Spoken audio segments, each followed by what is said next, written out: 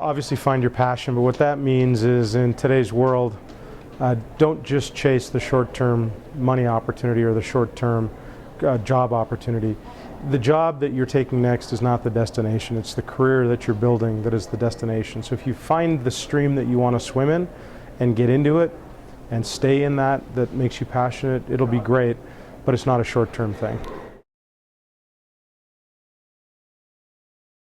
The career is built on network, and the network we often think about from a one-way point of view, which is wrong. The network is a two-way point of view, which is the community, and the Haskayne school community, and the community that you live in, and the community that you serve through the organization you're with, and the global community, and it's a two-way community. So serving that and building the relationships within it and doing good always will come back and work its way around, and that's how you create your career.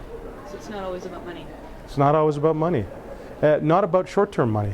You know, if you want to make your money over the long term, I think you'll have a lot of opportunity if you're serving in the right community and you're doing things that you like.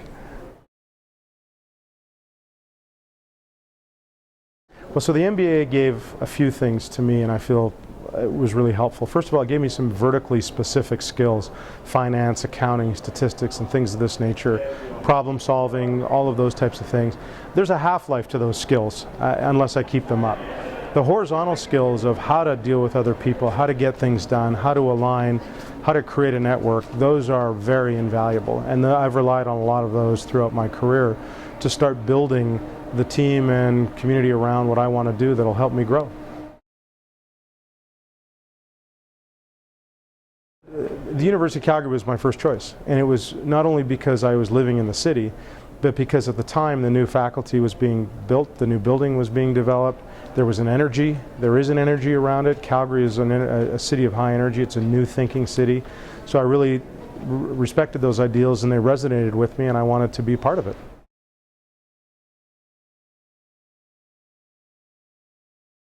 The balance is hard. There's no secret about it. You have to recover hours in a day that you never thought were possible. But what I found, which is what I believe, is that we have a lot of time in our lives that we spend not productive. And it forces you to be productive. And the old axiom that if you want something done, ask a busy person, the more you load onto it, it's amazing how much you get done. So after the first month, I actually didn't find that it was an overhead. It wasn't a burden. I just figured out how to make the time work. So I would just recommend go full steam into it, be committed, and it'll work itself through very quickly.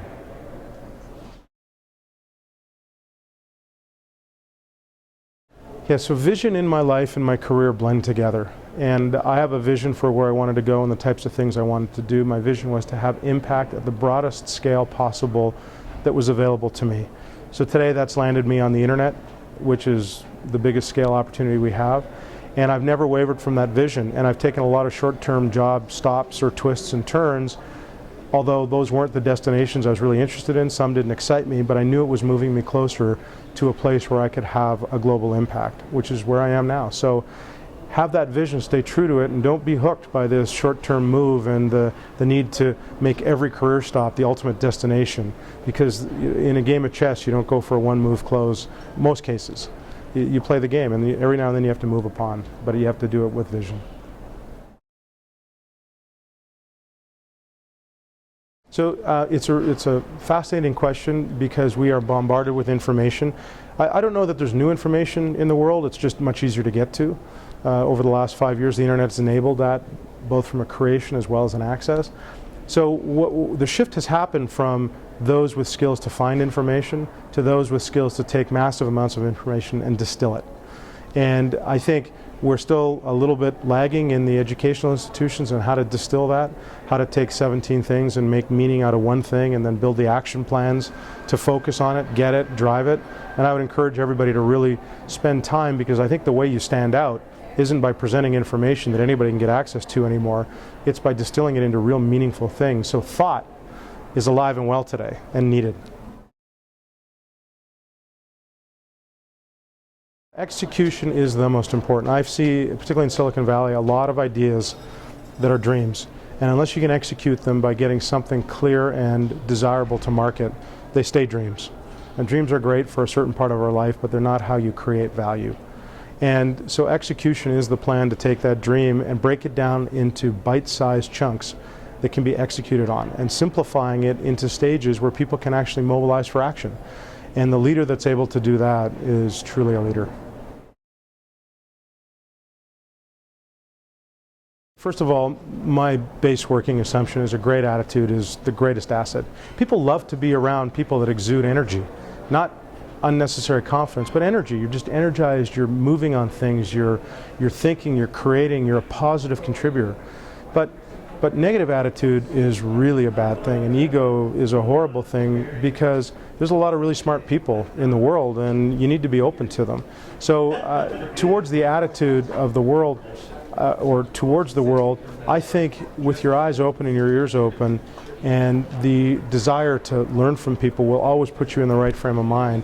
But keeping positive and energized around that, I think, is great. It's taken me a long time to get to CEO role, and frankly, I never had an aspiration to have a CEO title. I had an aspiration, back to my vision, to have an impact.